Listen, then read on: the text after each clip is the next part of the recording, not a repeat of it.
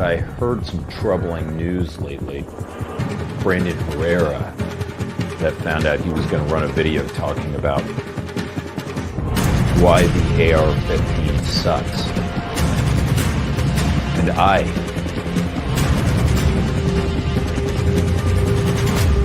severely beg to differ.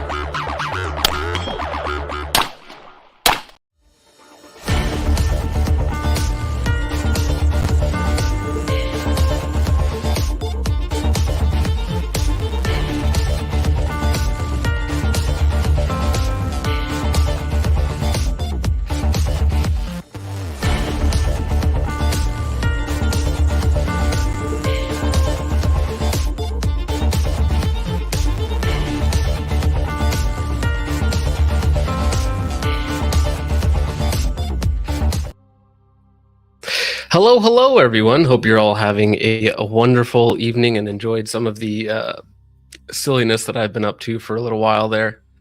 Yeah, so we'll go ahead and get it started with the first thing that we want to talk about, which is hiring a producer.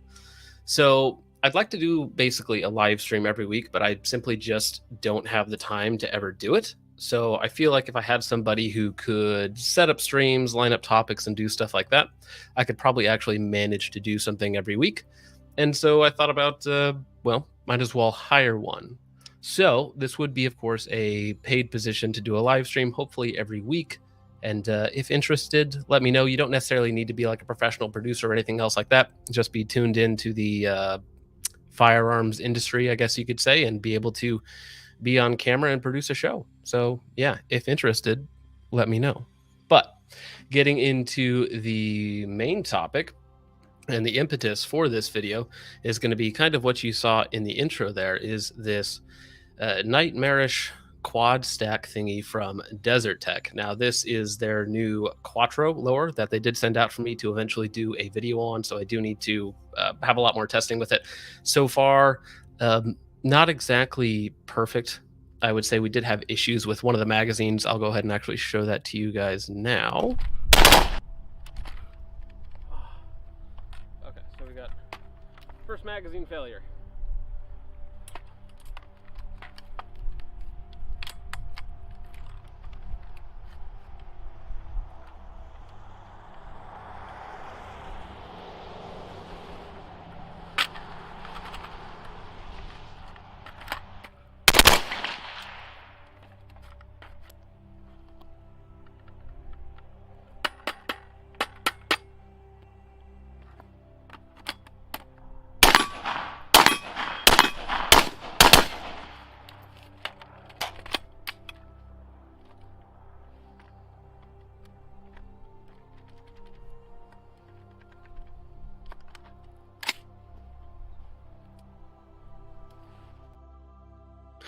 Anyways, so you guys kind of get the picture there that one of the magazines did not work very well. So the magazines are these proprietary affair. These are quad stack, as you can tell by the incredibly fat design, 53 round magazines, and they fit in their lower receiver just like that.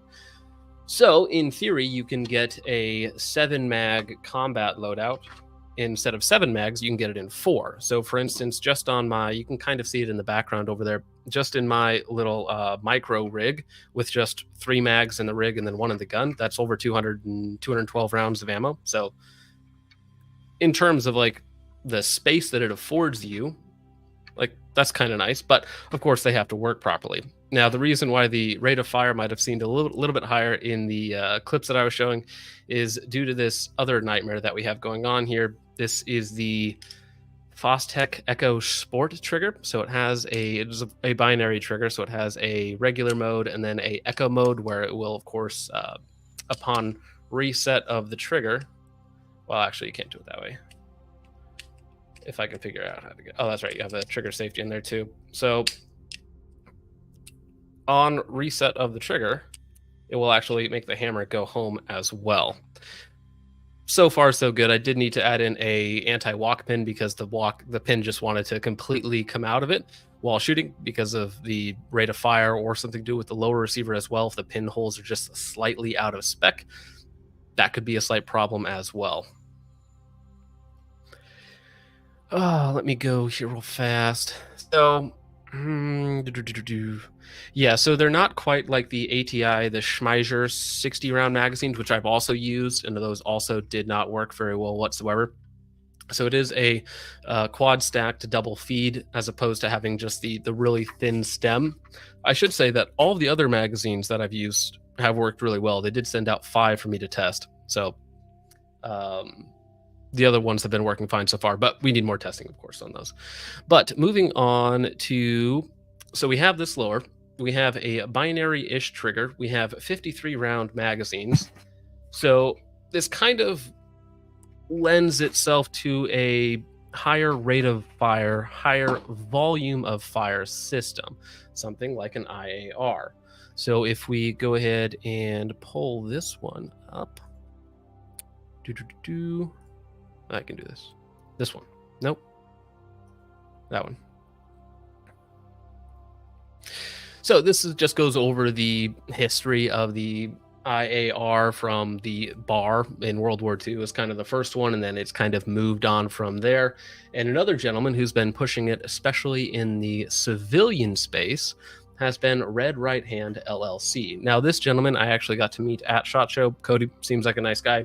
And what they're producing is a heat sink system to convert standard-ish ARs to something that can handle a little bit more heat, a little bit higher rate of fire, a little bit higher volume of fire. So this one specifically that you're seeing on the screen now, this is for the BRN-4, which this is the heavy barreled version, not the more balanced version that I've tested. So, but with the heavy barrel, obviously you get a little bit longer heat soak time and more surface area. So in theory, you get better cooling as well, though it is a heavy chunk. And what Right Hand LLC really thrives at is if you can actually show it on one of his, he's got it on here somewhere of what they actually look like. Essentially, this is kind of it. But you can see that not only does he have a heat sink on the barrel, all the way from the barrel to the gas block, or all the way from the barrel nut to the gas block, but also on the gas tubes themselves to try to mitigate some of that heat. Yeah, so the Right Hand Lovers, he's the guy who's kind of like popularized, I don't want to say popularized this, but he's pushing it further for the civilian space and actually making something for it, rather than just doing what I'm about to do and just slap a heavy barrel in it with a, nitrated gas tube or a straight gas tube and being like, well, this can handle a little bit more volume of fire. He's actually creating components that can help with that just a little bit. So that's Cody at Right Hand. And then of course he's an SOT, so he can do all of the fun stuff. He makes he just came out with a new 308 version as well, which I believe you guys are seeing here, and obviously built to handle a little bit higher rate of fire. Now, moving on to what I wanted to do for today was to kind of build a budget version of this, or at least pick out some components with you guys. So essentially what we're going to be going over, and Darude Sandstorm Man says, what about the V7 Inconel gas tube? So that's another component you can slap on to a more standard AR-15 to remove that failure point. Because, of course, the gas tube on an AR-15 is designed to fail after about 500 rounds of continuous use. Again, depending on barrel length, ammo, barrel profile, a ton of other things go into that as well. But essentially, it's designed to fail before the barrel does, causing a catastrophic and potentially problematic issue to the user. Yeah, but it's something you can actually buy. So Alan Voss says it looks like a ripoff of the Colt IAR, which you just need a new heat mitigation system, something in there to extend the amount of fire you can put through something in a short amount of time. Another gentleman who has actually done a really good video on it, and I should be able to show this. This is just Blue Gene Operator. He did a good video with Cody's system. And it's somewhere on here. There's a few videos back, the auto rifle setup, yeah. But anyways, this is one of Red Right Hand's uppers that he has on here. Very similar to, well, I shouldn't say very similar. We'll be building something like this without the heat mitigation system, but a lot of the parts will actually be very similar. And also, Blue Gene Operator is a good channel, so you should go ahead and follow him. But starting out with the barrel. It's kind of hard to find heavy-barreled, chrome-lined barrels, so I was thinking of just going with something basic, like either the Aero Precision or the Ballistic Advantage, because they're the same barrel. The 20-inch H-bar barrel as the starting point, just something that's a little bit heavier. It's going to take a little bit longer to heat up, and in theory, it lasts a little bit longer under like a high heat load. Yeah, so Machiavelli says Spike's Tactical was doing that gas tube heat mitigation wrap in the early 2000s. Yes, but try buying something with that now. And again, this is a new design that has gone through a lot of testing that they're actually making in-house. So it is cool to see them implement it onto a civilian-style IAR.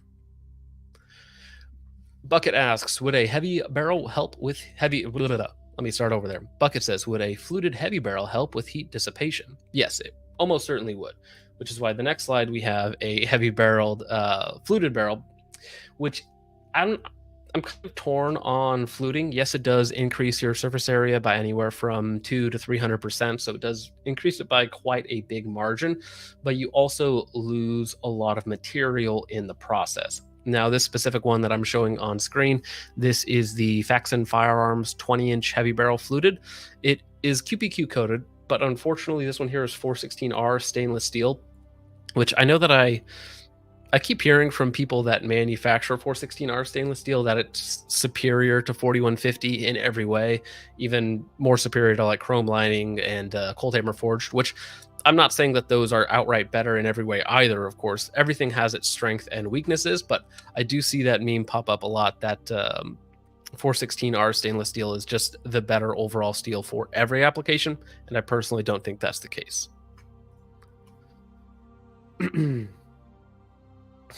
So Nick says, the piston setup seems to be the obvious choice for an IAR. Gas tube was designed to act like a fuse under high heat. Seems counterintuitive unless it's Inconel or something.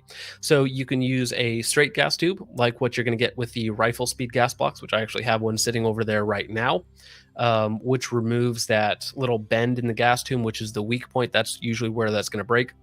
And there are some piston systems that actually perform worse under high heat. Like, for instance, the Caracal 816 actually failed before a lot of DIARs did in a full auto test. I think it only made it like 500 rounds or so of fully automatic fire before it died. And there were some much cheaper ARs that actually went further.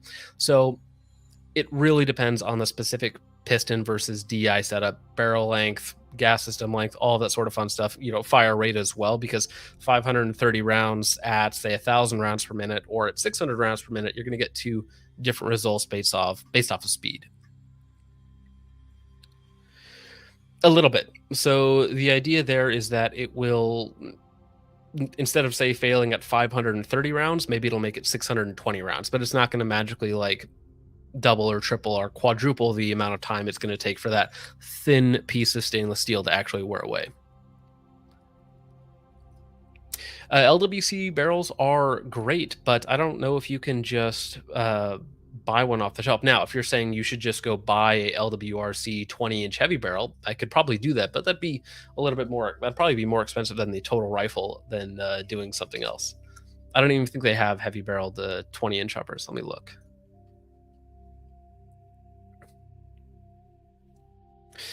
I don't have any application for something that short unless it's like a custom built or a specific firearm built for that sort of thing, like the Sig Rattler. I think what are those 5-6 inches, something like that. I do have a 7.5-inch 300 blackout or something like that coming in soon for that PDW kit. Actually, I'm not sure if you guys can see that.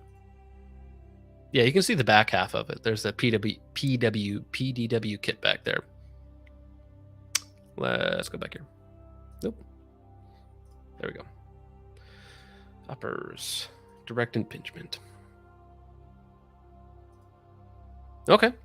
So Christopher DeVore says Optics Planet has a Criterion and Spikes 20-inch heavy barrel chrome lined barrels. So those are two good options as well. Spikes makes good barrels, very expensive. Criterion, much the same. Could be a good option. Could be a good option. Something that I'll have to pull up actually. Spikes. Let me pull that up real fast. I'm also trying to check to see if LWRC has anything like that. Yeah, not really. For just the uppers, they're mostly 16 inches the longest that they offer for just the upper.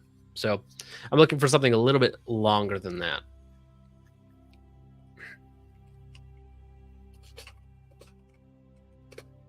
All right.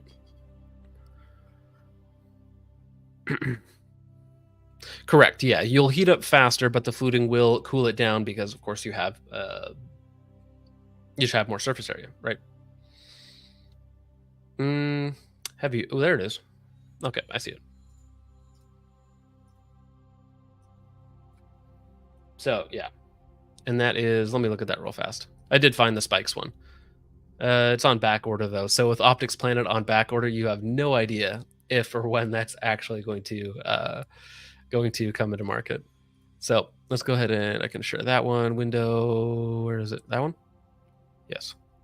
That's the one. That's the one. Hey, look at that. So that's the Spikes Tactical 20-inch heavy barreled chrome lined, which would probably be great for it.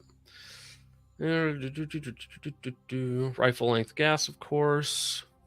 Yeah, it's not cold hammer forged from what I could tell, but that's kind of splitting hairs at that point. That would probably be fantastic. Yeah, you're correct. Yeah, essentially like an SPR, you can make it anywhere from 14.5 inches all the way out to 20 inches, just as long as it fits wherever you happen to be at currently. Yeah, I tend to agree because the coating is the thing that's going to be used literally every single time you pull the trigger. Yeah, so Gunfu says 416R stainless steel will burn out faster, but is more precise than 4140/4150 chrome moly vanadium steel. That is what I agree with as well. That's the most common understanding of how the barrel steels work, though of course that might even be controversial for some people. Yeah, so you can't buy the barrel separate, but you can of course get them buy a complete upper basically, but they don't offer a 20-inch upper. So that doesn't really help. And Julian comes in with a huge $20 super chat. Thank you very much, sir. And he simply says, Vigil Gang for the background music that we're playing right now, which is the Vigil theme and also the Mass Effect 1 main menu theme. Stephen Crumley enjoys LWRC over CAC and Geisley. Maybe for some of those, but I'm not sure about Geisley, although I do like LWRC quite a bit. All right, Julian, again, member for 7 months. That's a long time. Good sir, John, why don't you like carbon fiber components?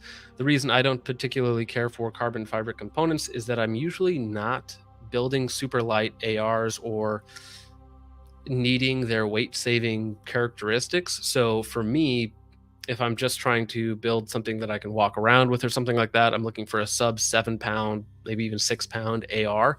I almost never need to go to carbon fiber. Carbon fiber is way more expensive and you lose a lot of versatility. For instance, mounting stuff to carbon fiber, you have to use Picatinny attachment slots, so M-lock to Picatinny or whatnot, versus just having actual Picatinny. And again, you're spending $200, $300, $400 as opposed to, you know, what you can get away with for a lot less money, and you're only saving a couple ounces. So like a carbon fiber handguard, not only do I not like them and I don't find them as durable as other handguards, I don't really like the way they feel. The barrel nuts tend to not be fantastic either. There's just lots of quirks that come with carbon fiber components. Now, if you're doing like carbon fiber, like M-LOK panels or something like that, there can be cool uses for it, but just in general, they tend to be very expensive for what you're getting.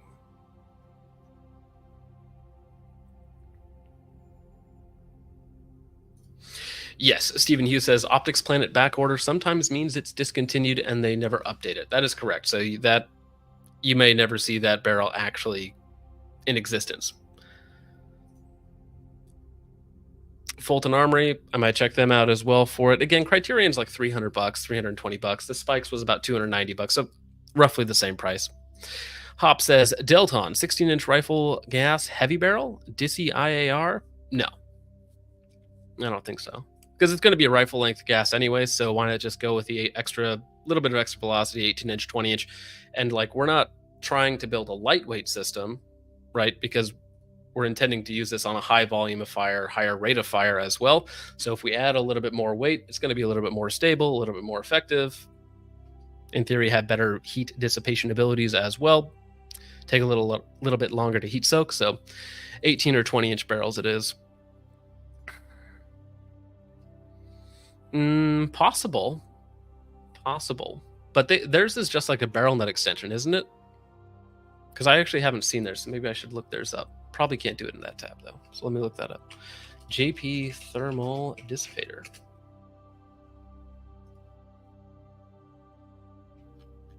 Oh, that's not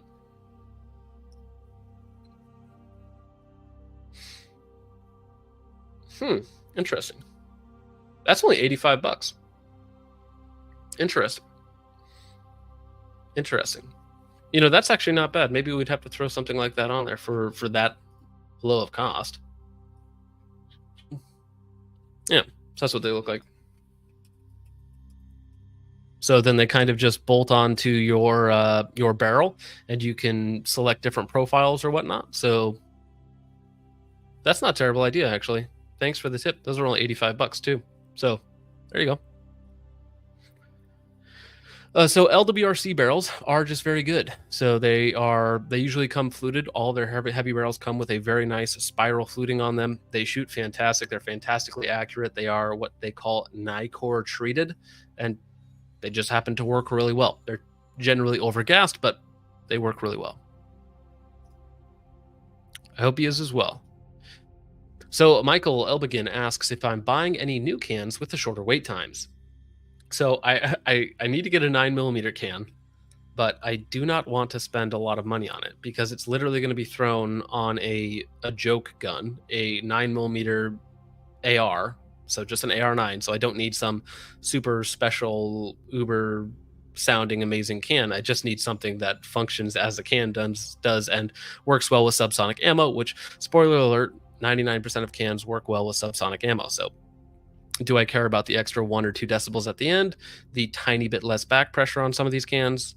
No, not really. So I'm actually thinking about getting a Whip Machine Mod 1 in 9mm because they come with a Reardon Plan B and a Reardon muzzle device as well for like $400. So $600 with your tax stamp. 2 weeks later, if so facto, you get your can. So that's probably what I'll do for 9mm. Yeah, so the problem, Nick asks, the Surefire Enhanced BCG, A5 buffer system, heavy barrel, whatever you can get, Criterion if anyone has them, etc. So the Surefire Suppressor Optimized BCG, really piece of tech, never in stock. You can't find it, and it's $300. But it could be an option. Okay, so let's actually go back through one of the other parts that I had. So if I get rid of that, and I have to stop sharing that. Then we have to go back to the other one, which is that one. There we are. Okay. So the upper receiver, this is the Aero Enhanced M4E1. So this actually has a aluminum extrusion built into the front end, and then you have a steel barrel nut that then slides down the inside to lock the barrel in. So this is kind of good for a couple reasons. One is that you have a huge aluminum heat sink basically built into the front of your upper receiver, and I actually have one of these sitting out in my shop, so I thought, hey, I might as well use that. But on top of that, because the rails then have to be a lot thicker to accept that aluminum extrusion on the end of your upper receiver, you get a lot of space between your barrel and the handguard. So you can actually use them as an SD style rail if you really wanted to, because you can fit most 1.5, 1.625 inch suppressors underneath these handguards.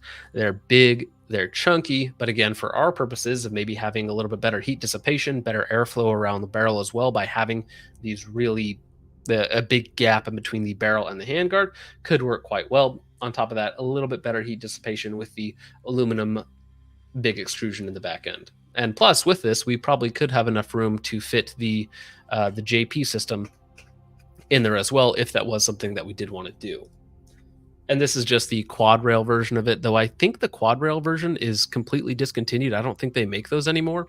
I think all they have is the M-Lock version. And the quad rail is, I'm not even a big fan of these rails. They're already so thick that adding a quad rail to an already like 2.25 inch thick rail doesn't necessarily make all that much sense. Now, moving on to the BCGs, this is something that I've wanted to test out for a little while. This is the new CAC Industries K-Spec BCGs with the downward vents. So it actually dissipates the gas directly back into the magazine and the fire control unit, which probably will have detrimental long-term effects to those components, like truly long-term, not in the short term. But supposedly it also reduces port pop by quite a bit and reduces the decibel numbers on a like what you get from suppressed shooting or whatnot. Supposedly could be cool. They're not that expensive. They look nice too.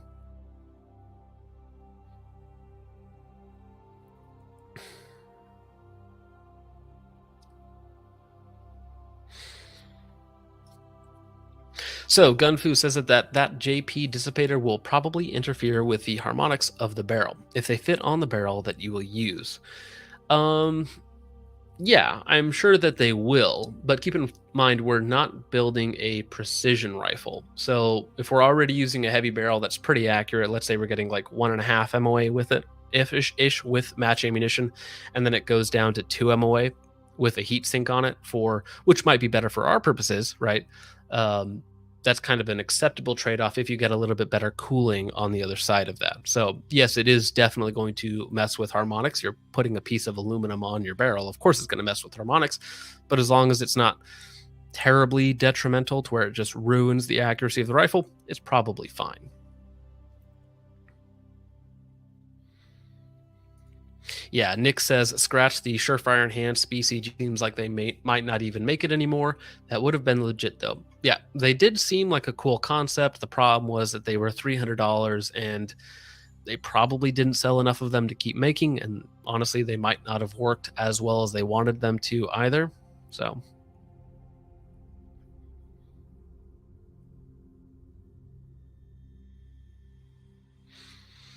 yeah.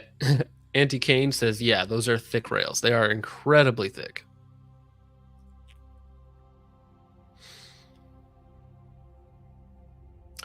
Oh. So Hop says, CAC has 2 half mil-spec BCGs right now, which is odd. Get the chrome-lined phosphate one and the Carpenter 158 bolt, head one, then mix them together to create the ultimate BCG. So this one here that I noticed, this is the 9310 version. So this is phosphate chrome-lined double ejector. Not needed, but a fine technical upgrade. You have different grade 8 fasteners on top, perfectly fine. Sand cuts on the side, not needed. I just closed that, didn't I? There we go. So yeah, this one here is the 9310 MPI bolt, and apparently they make a chrome or a Carpenter 158 as well. And they also make a peanut butter one. What is this called? The PVD finish, I think it is, which I'm not sure how that compares to phosphate chrome lining, but once you have chrome on the bore of the bolt, I don't really think you need to go any further than that, but for some people it does look cool. And again, you do have the dual ejectors on there. I1 says, what are your ideas for the Bipod? So the Bipod, I have it around here somewhere, but I've used the same one for years now. It's just the UTG Recon Flex 360 or something like that. So it has pan, tilt, 360. It's the only downside of it is that it's heavy, but I've used it for a long time, so I'll probably continue to use it. Yeah, I'm definitely going to get one of the downward vent ones because I think that it'll be nice for getting less gas back to the face because, of course, it's directing it down into the magazine and the fire control unit as opposed to out the side. And if it's a little bit quieter as well, like that's just a side benefit. I'm wearing headphones. It's suppressed anyways. But if it is a little quieter, it will be nice. I will be getting one of the downward vents to test. Probably just the phosphate chrome. Yeah, the AT3 quad rails, that's another one. The problem that I have with that is that the rail lockup is not as good, and I think they use an aluminum barrel nut, if I don't remember, whereas the M41, even though it does have a aluminum extrusion, it still is a steel barrel nut that is actually indexing on the barrel extension to lock it in place. So it's steel on steel contact.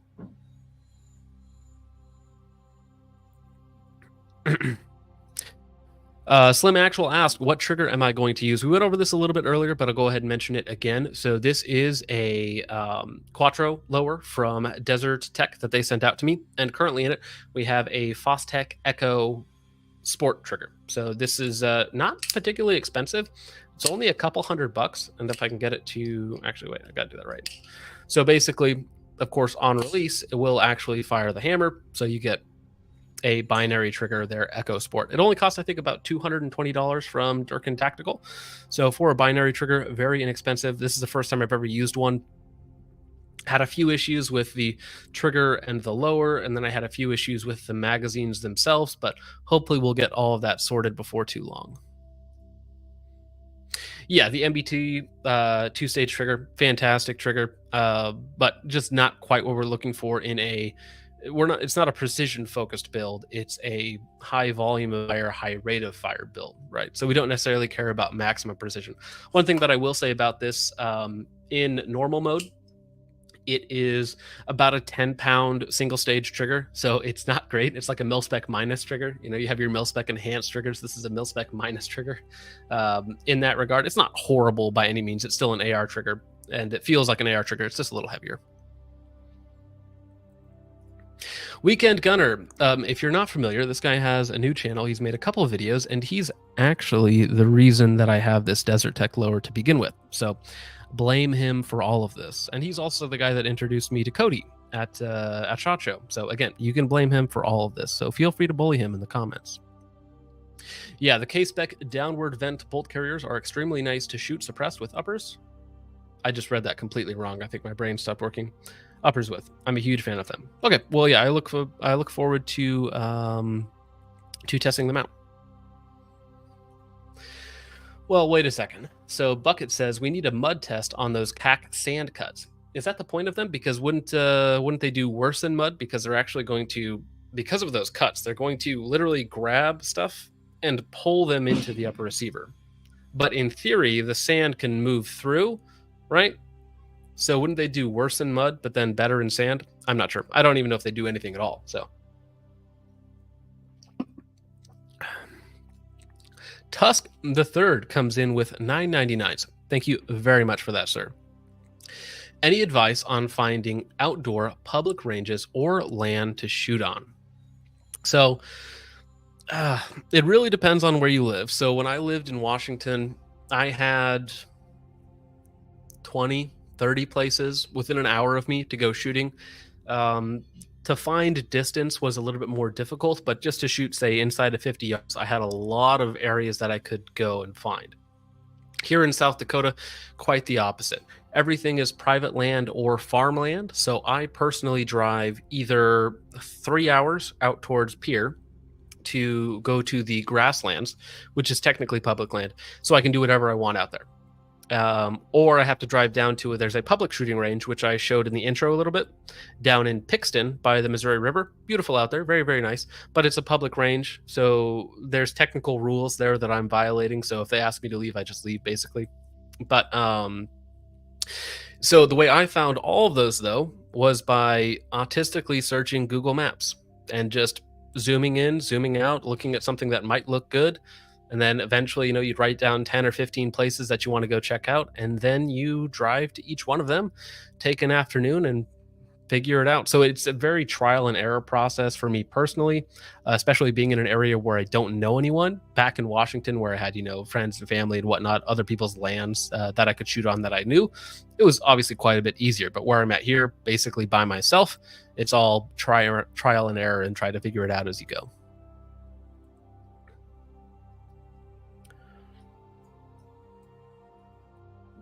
Machiavelli Customs says that the Surefire BCG was designed by Jim Sullivan. I'm actually not familiar with Jim Sullivan, so I'm not sure if that's a good or a bad thing.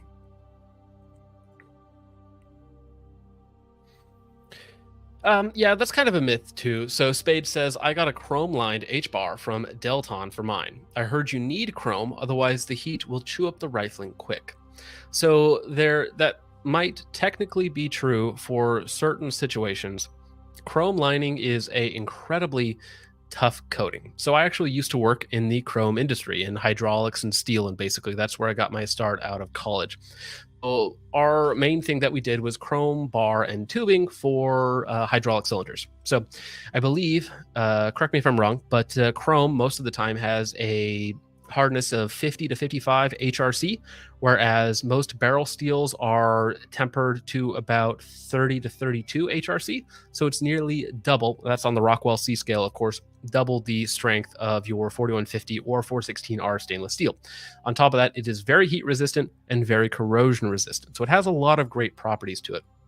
However, we had issues with flaky chrome lining if it was not applied properly. Also, as you apply it, it can have a wave. So we had a tolerance, I want to say, of, it was a half thou chrome. And then there was within 1/10 thou, I want to say, up or down. So there could actually be a physical wave in the chrome.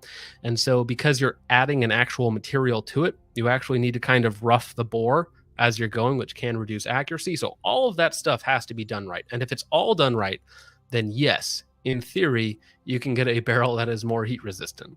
But the same thing, you can get a nitride barrel that's set up perfectly and it's not going to chew it up quickly. It's just a slight variation, slight improvement. Darude Sandstorm says that PBD is better than phosphate. Sure, I'll take your word for it.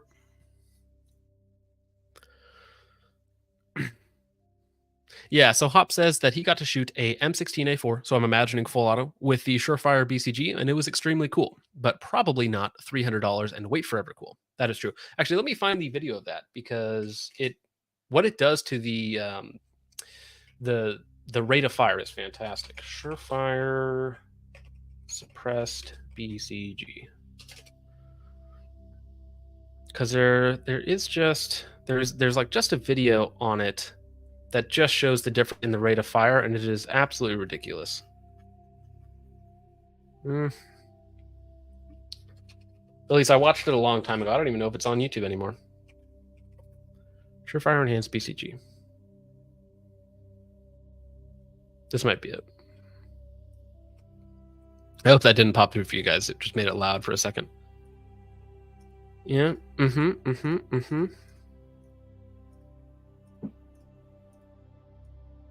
Okay, I think this is it. So I think this is Recoil TV. So we'll just put this one over here. And so I can actually show you guys what this BCG does. That doesn't exist anymore, but it is cool. And this one. So Recoil TV, they have done a lot of good content. They kind of fell off recently, but they have done a lot of good content.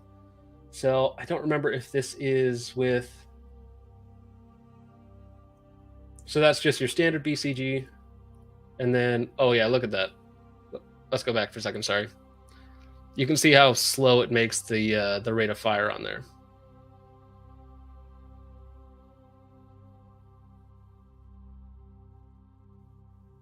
Obviously much more controllable, slows it down quite a bit. Yeah. And I mean, there's a lot of cool stuff going on with it. So it has like a shortened gas key so you can get more travel, and it has like a steel ball in the back end that like reduces the carrier bounce. So it has more travel, bottoms out slower, something like that. So it just drastically reduces the rate of fire on it, which is cool. But yeah, since you can't get them anymore, doesn't really matter. I haven't talked about optics yet. So Prism optics work really well. I always have a Sig Romeo 8T laying around that I can throw on anything. So that's something that it's like I need something that'll, last forever. There you go. Just throw it on whatever build that I need. Weekend Gunner kindly asks for no bullying. I don't know about that.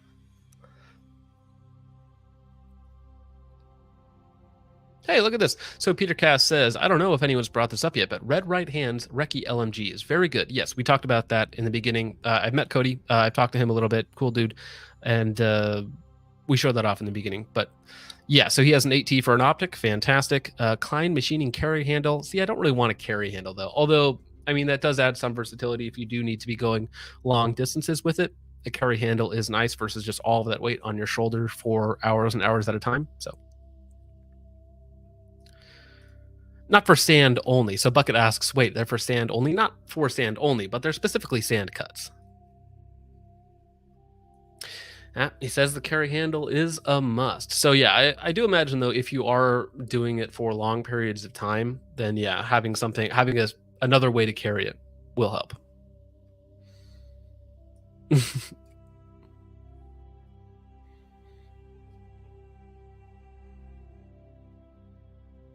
Yeah, phrasing has never been my strong suit.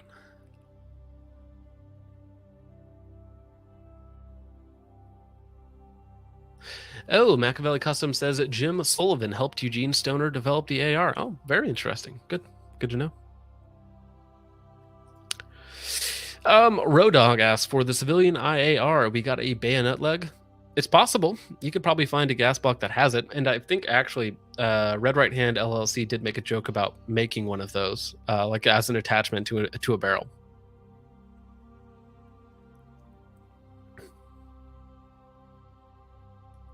Yes, Thomocat says that the full auto AR-15s with normal bullet carriers normally have an insane rate of fire that is not really that useful. It's true. 900 to 1,000 rounds per minute on an AR-15 is not particularly fun. I've shot full auto only a couple times, but outside of like 10, 15 yards, unless it's like a specific tuned setup with like a muzzle brake and a bunch of other things, it's very difficult to maintain accuracy with that high of a rate of fire.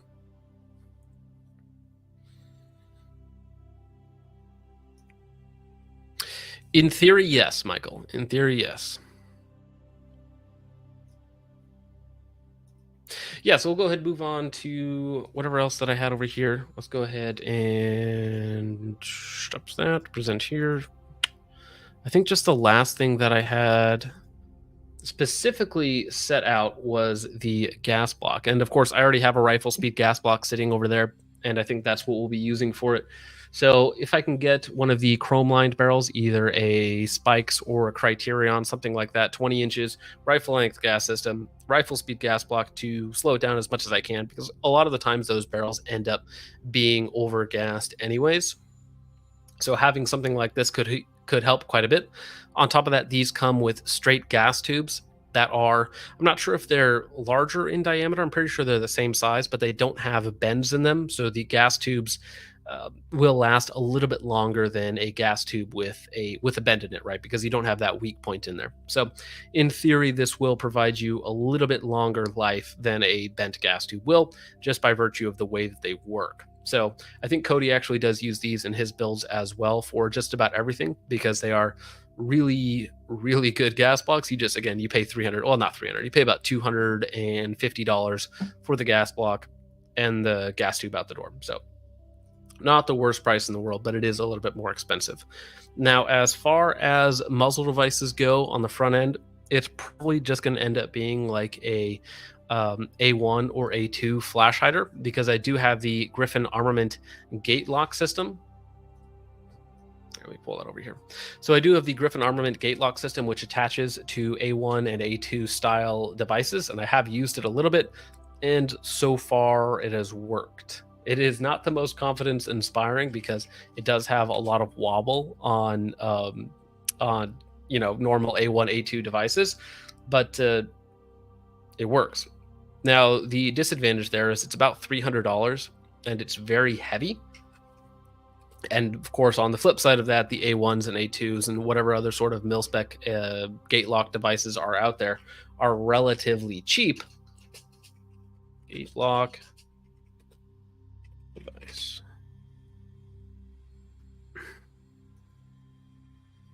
So Stephen Crumley asks, can you pin a rifle speed gas block? Does it come with a hole to pin, or do you have to mill the hole yourself in the gas block? No, it's difficult to tell in this picture, but they do come with a pre-drilled hole and a double spiral roll pin for you to use.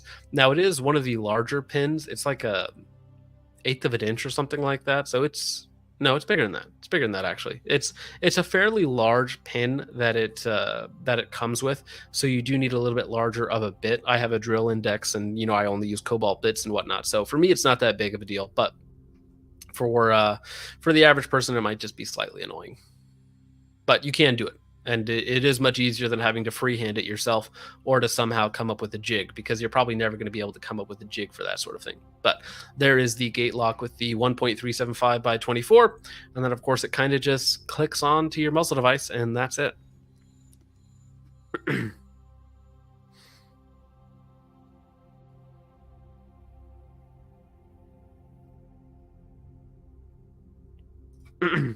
Machiavelli Customs asks, I've got a few uppers I need pin and welded.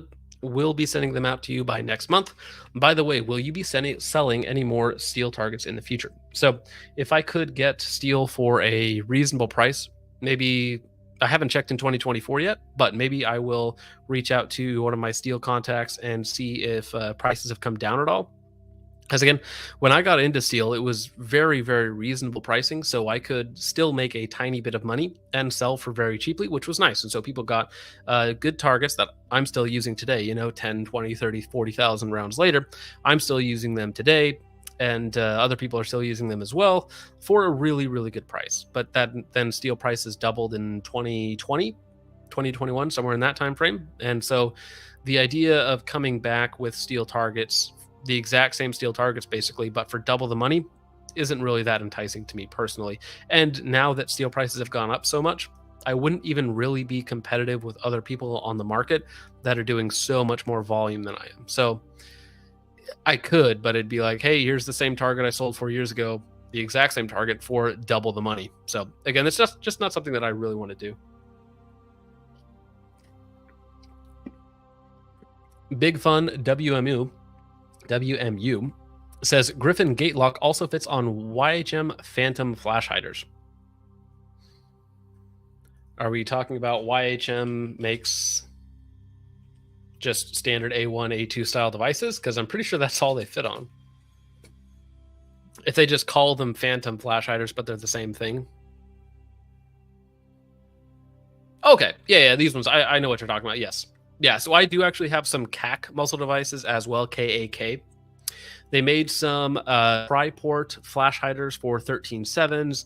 They have some other muzzle devices as well that have a similar mounting system, though you need to be very careful, very, very careful with the gate lock plus some of these aftermarket A1, A2 style muzzle devices, because on one of my CAC devices, I was just testing it out, fortunately, and it had way too much wobble in the can. Like on a normal A2 muzzle device, you can barely move the tip of the can one way or the other. It'll rotate left and right, but it won't really move like left, right, up and down, if that makes sense.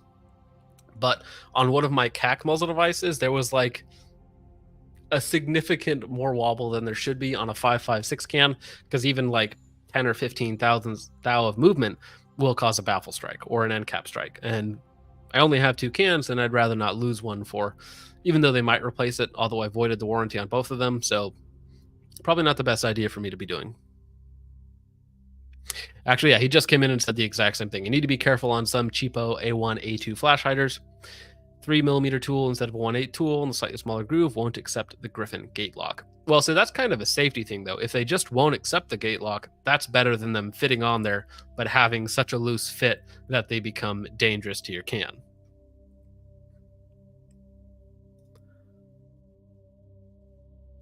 So Red Right Hand, hey, here's the man himself. He says gate lock and dual lock are the best mounts for any auto rifle build. So I do have a dual lock adapter sitting out in my shop. And of course I have this gate lock that I'm testing out now. I like the dual lock quite a bit. because it's a taper, Acme threads, and then the locking ring. The only downside to it is it's just long and heavy. So it's like it is, I think, a full inch longer than like my super short Reardon mounts. But again, for full auto application where you're just considering rock solid mounting, it's a good way to go for sure. Protect and Preserve says, still using your play. Well, thank you. I appreciate it, man.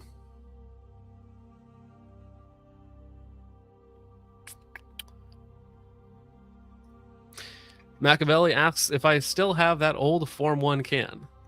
Well, you haven't seen it on the channel for a while, so that probably answers that question as to whether or not that can still exists.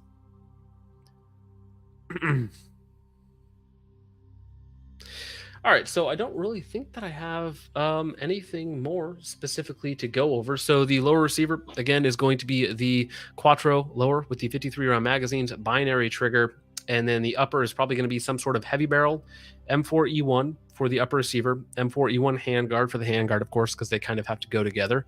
Heavy barrel, 20-inch barrel, and using a rifle speed gas block, and then whatever sort of mounting system for the suppressor that I want to go with.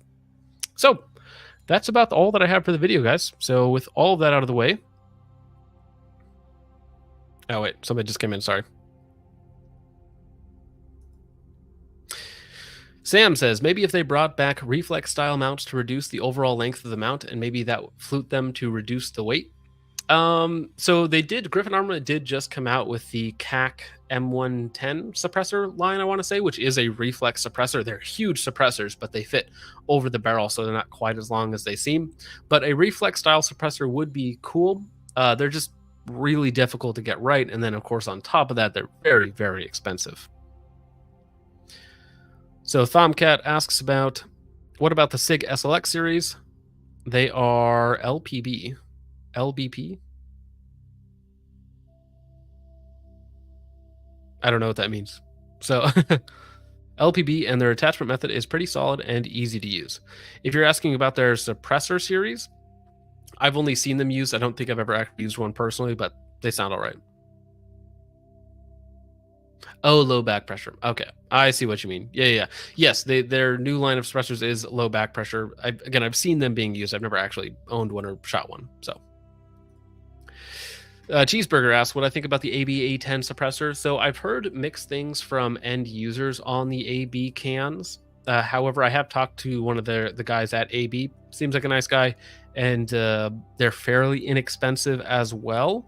So I can't really complain about the price. Maybe the performance isn't as good as some other top tier cans on the market, but again, you're not paying top tier prices. So I still think the best value is probably some of the Otter Creek stuff. If you're looking for like the best blend of value and performance, I think the Otter Creek stuff is probably a go-to can if I needed another 5.56 can or another 30 caliber can. So, but now with all that out of the way, guys, I do want to say thank you so much for watching. I hope you all enjoyed. I will see you in the next one after we eventually put this build together. But with all that out of the way, thank you once again for watching, and I'll see you in the next one. God bless.